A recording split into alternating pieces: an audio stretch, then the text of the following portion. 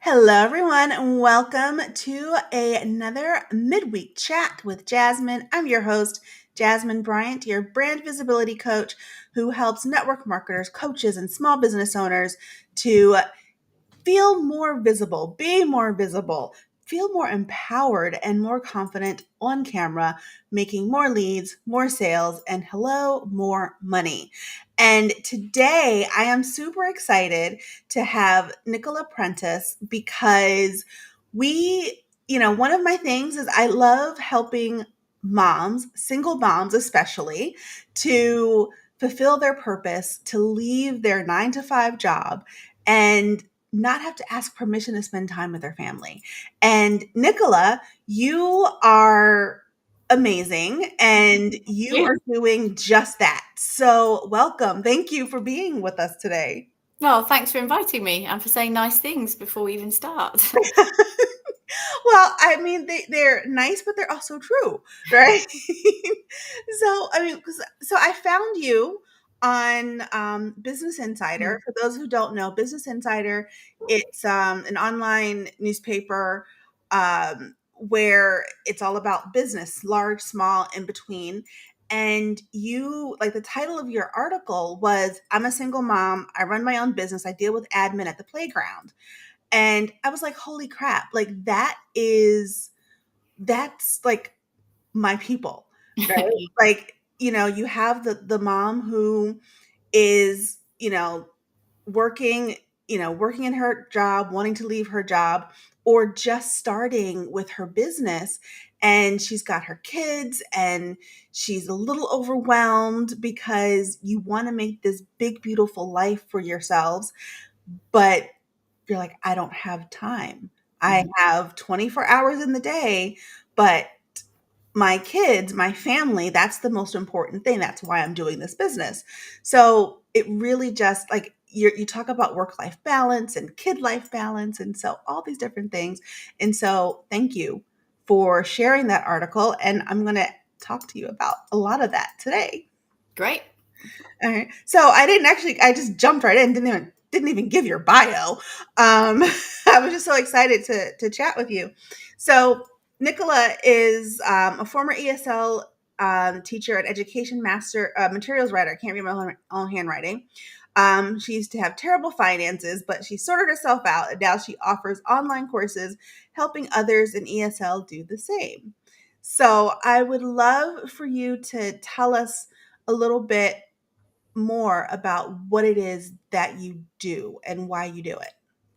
So what I do now is, it's become like my life mission now, because my background, like you said, was education, and then it was writing educational materials. And so my interest in personal finance is relatively new. It's only 3 years old, because most ESL teachers, we call them EFL teachers, but anyway, most ESL teachers, they go from country to country, and I did it myself. You don't think about anything about finances. You just need enough money to enjoy yourself in the country you're in, and you get very used to living on an income that would make your hair stand on end. Yeah. And that becomes normal, and everybody around you is doing that too. And so it becomes this echo chamber where it's normal not only not to have any money, but not to have any financial security. And so when my sister has got a proper job and a house and all of the things that I didn't have, and she was always nagging me about, what about pension? What about pension? I was just like, boring, boring.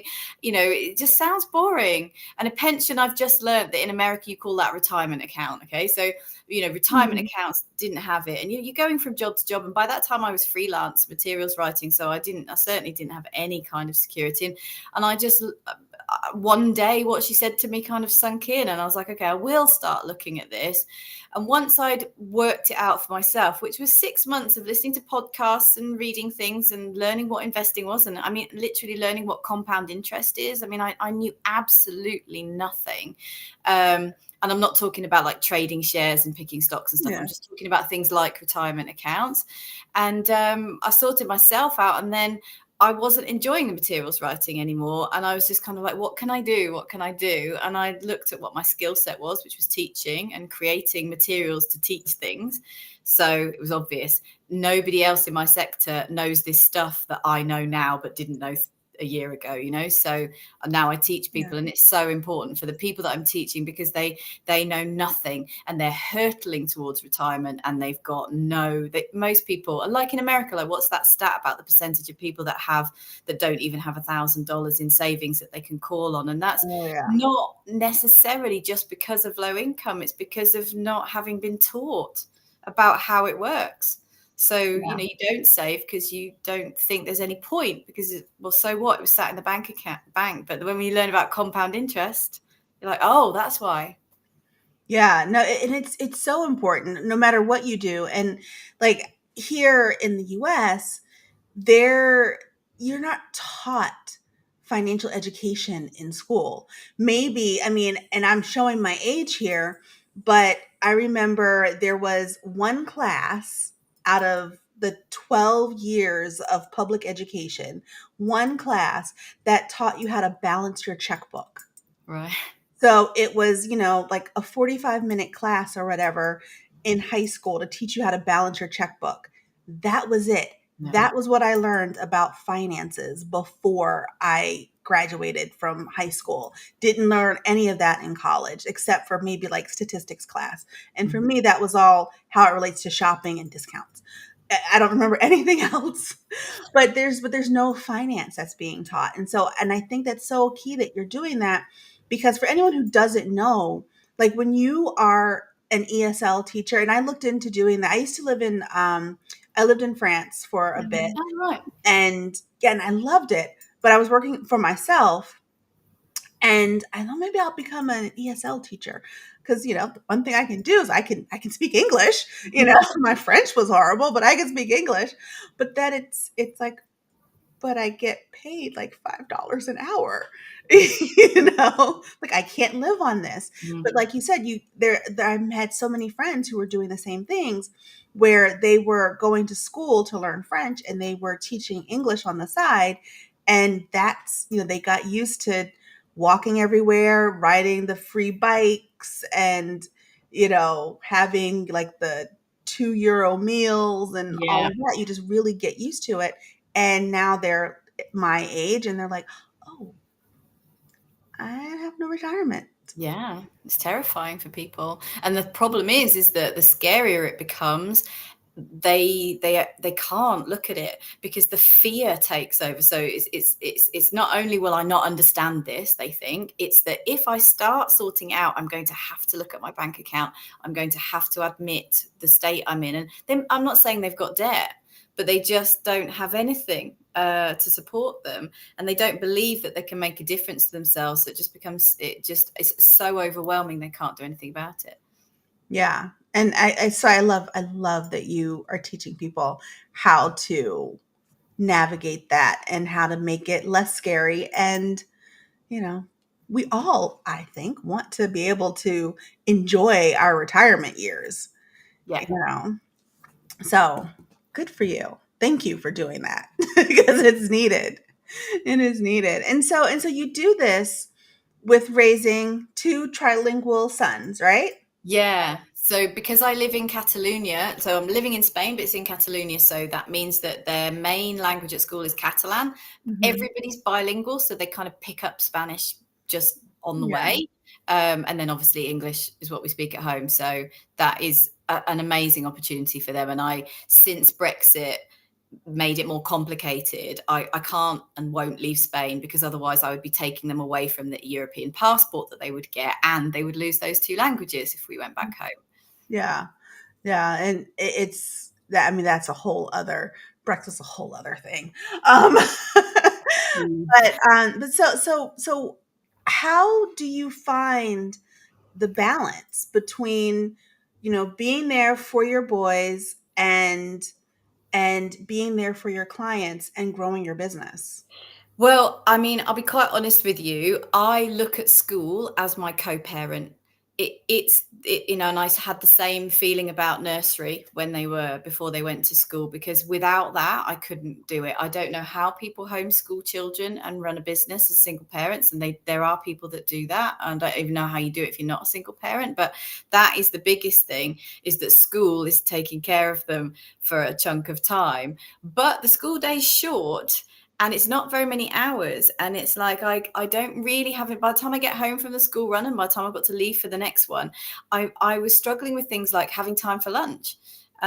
So it just wasn't really working, and I did lots of small things, but the big game changer, because we always after school sit in the square, which is a very Spanish thing to do. Like you sit on the square and everybody all plays together, and we'll stay there for an hour to a couple of hours. And I just like sit there on my phone.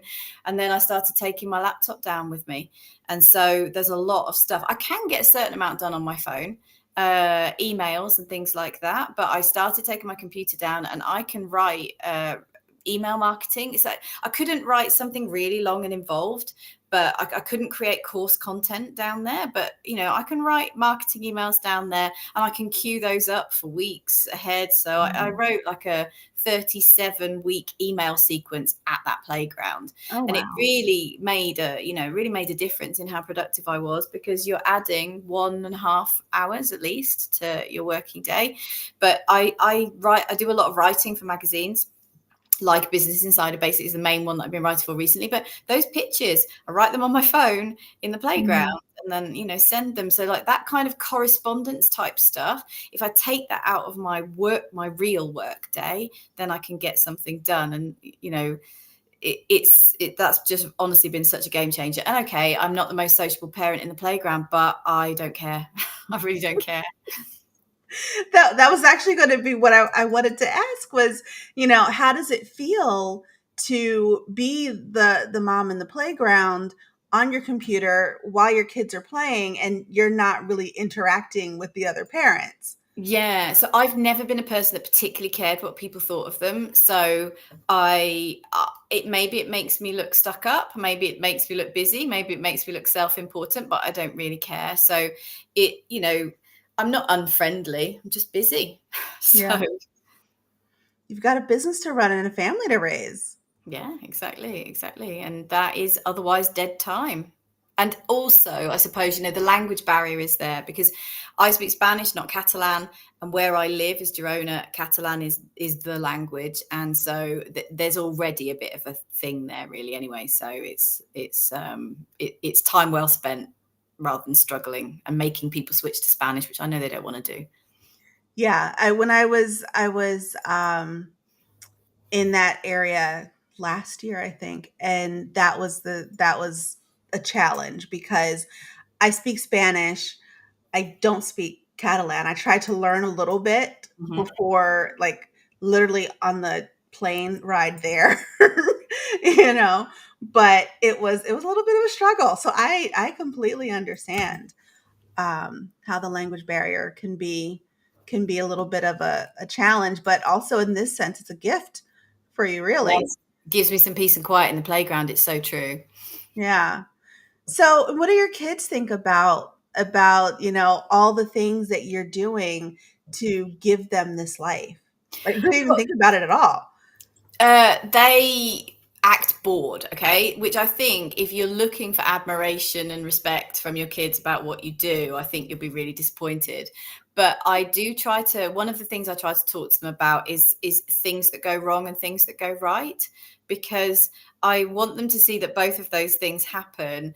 And I want them to see that there's a process, like if I've spoken about a thing that I've going to do, or an idea, or a sales strategy, or like I talk to them about that stuff, because I want them to then be able to tie the result to the thing that I did, Mhm. and see that I keep going with it. But I have run things past it, like my logo, I made it myself in Canva, but I got their input into that, and the names of the website was a big thing, because I'd it's called the chilled investor, and I've been like the calm investor, the this, the that, and it was like, which one do you think is best? And I involved them in it, and okay, they're not that interested, but they know that they helped with that, and that the name of it Yeah. is the thing that we picked together.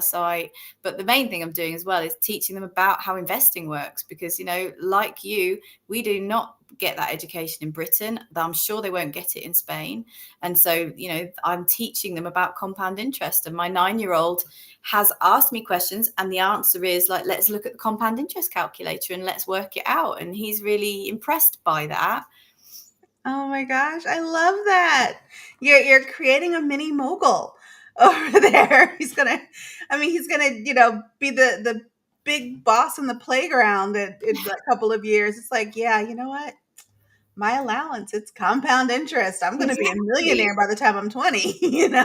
Exactly. Like that's what, because they see all these YouTubers who I'm sure YouTubers work hard in their own way, but also the grotesqueness of you must have seen the kind of videos where it's like the 10 most expensive things I've ever bought, and the Yeah. like I said that my girlfriend could have whatever I say yes to my girlfriend for 24 hours, and she goes and she like spends a load of money in Gucci, and it's just like, it's gross. So it's the kind of, look, this is how you grow money. And okay, if you one day end up being a YouTuber, at least kind of understand how the money part of it works, so that you're not just going Yeah. and blowing it all on Lambos. Yeah, no, exactly. And that one of my business coaches, she has a son. I think he's probably about 9 or 10, somewhere around there. And so he's not allowed to play like a bunch of like online games and things like that, like Roblox, but he owns like Roblox stocks. And so, like, the money that he gets from like birthdays and holidays and stuff like that, he's allowed to put that in his Roblox stocks Mhm. account or whatever. Right. Yeah, I mean, he's already set up to have, by the time he's 18, 19, 20, to Yeah. have a good chunk of change, because he, like your boys, he understands finances now, Mm. and he understands like the sacrifice of, today's $20 versus tomorrow's, 2000. Yeah. So I think that's amazing. Yeah. Because it is like magic. These tools that rich people use to stay rich and to get richer, they are open to everybody, no matter how little you put in. You can use Mhm. that same maths, which I think is incredible. It really is a magic wand. Yeah, it really is. And I love that. It's a magic wand. Okay, I want to ask you about visibility, Mm. right? So you write articles for different magazines, and I'm imagining that's pretty important to your business. How important is that to what you do? Yes and no, because the majority of the online publications that I can more easily get published in are American, and my ideal clients are really British and people based in Europe. Because for Americans who are investing when they're abroad, because remember, like, most of my clients are living outside of their own country, it is Mhm. very hard for Americans to they can't use all the same vehicles that you can when you're in America, when you're abroad, because there's all these IRS requirements. It's really difficult. So Oh my yeah. ideal client is not actually the people that will read the pieces that I can get published. Like I have had some good ones published that would have worked, but that's not the right audience. So really what I do it for is to give me credibility with the audience that I am speaking to, because it does, having bylines of things that you write about. Not only are you getting paid to write, which, and I'm, at heart, I'm a writer. That's really like where my soul is. So I love that. To be able to come up with my own idea and then get paid for it is great for me. But it's really to kind of just show my own audience that there's somebody else kind of validating. Because Business Insider is a great byline. Yeah. Huffington Post I write for sometimes as well, and loads of other publications. But it's mainly for that purpose, actually, to just kind of make my own audience go, oh, she's done that. Yeah, and that credibility is so important, because that boosts your brand Yeah. a lot. And I don't think many people actually think about that. And like, that's one of the things that I teach, is how to, just not only be visible, but to also be credible, Mm. because they really go hand in hand. Like, when I first started off as a health coach a trillion years ago, I wrote a couple of books that I published on Amazon, because that was instant credibility. It's like, okay, well, Jasmine Bryant, best-selling, Amazon author. because I was a bestseller for like 5 seconds. That's I've all done it that. takes. Yeah, yeah. And you screenshot it. Yeah, Exactly, yeah. exactly. It's like, look, I'm number one in this category. But it's just it's instant credibility, and that just helps you to bring in more clients, more leads, so you can help more people. Mm. Yeah. And one of the funny things about writing in those types of publications that are high profile like that is the amount of people that contact you. And 70% of them are men.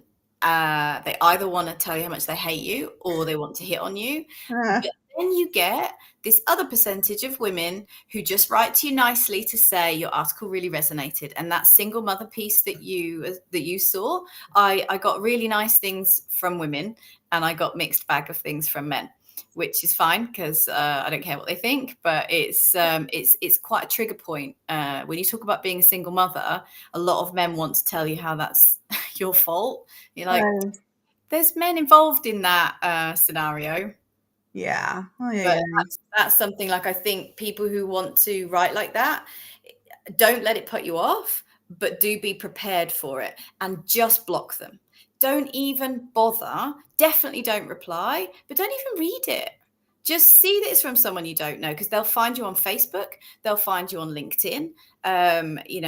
Those are the two main platforms that I use. I have an Instagram account which I don't actually use, but they will write to me on that, and it's block, block, block, block. Mhm. That block button is the best thing ever.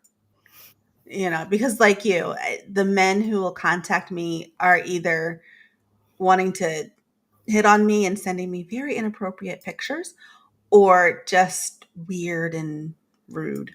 Mm. so so yeah, I understand that for sure. Okay, so how do you actually, what I want to know, because I think this will resonate with a lot of women who are watching, whether they're watching the replay. And if you're watching the replay, type replay in the chat so that we know that you were here. And if you have questions, just, type those too. Um, what is the one piece of advice you wish you had when you started your entrepreneurial journey that you can share with other single moms? Right. When I started the business, so the one piece of advice I think really is, when your kids are asleep, if you are awake, then in the middle of the night or 5 o'clock in the morning, don't just lie there. Like, if you can get back to sleep, brilliant. Like, go to sleep, you need it. But if you're just lying there going, oh God, I've got to cook this for dinner and I haven't done this and I haven't done that, get up and work. It honestly is better, because then sometimes I've started the day at 5 o'clock in the morning, and not because I'm the kind of person that's going to set their alarm at 5 o'clock in the morning and kill themselves and be those, like, 4 a.m. hustle people. Yeah. I was awake anyway. By this point, I'm not going to go back to sleep. Why don't I use that time? Because then by the time I get home from the school run, I'm like, I've already done quite a bit today. And that again was another game changer. I built my whole website doing that.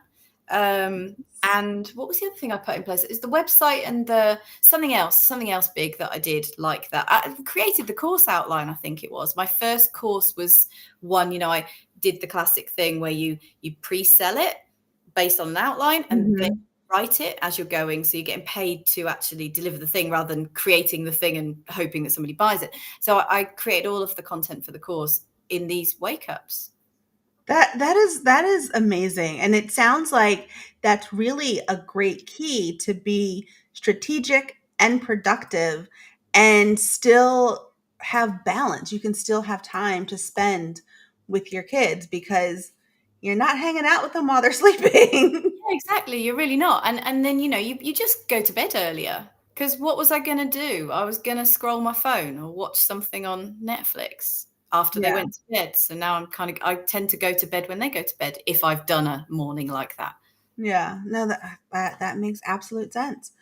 So I think, sorry, as my eye was itching, I would love to put out your website, if I may, Yes, so please. people can find you.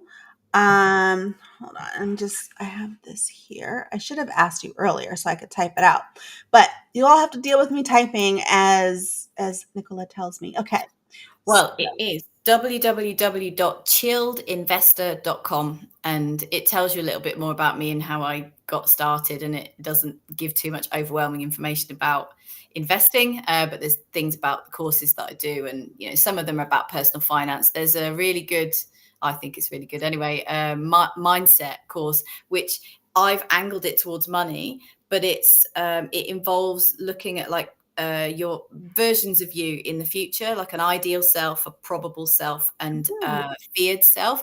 And I based it on, when I did a master's in education, I based it on something that I learned there that's very much based on psychology. And so although I've angled it to be about money, you can make that be about business, you could make it be about your whole life, you could make it be about the family life, romance, like whatever it is.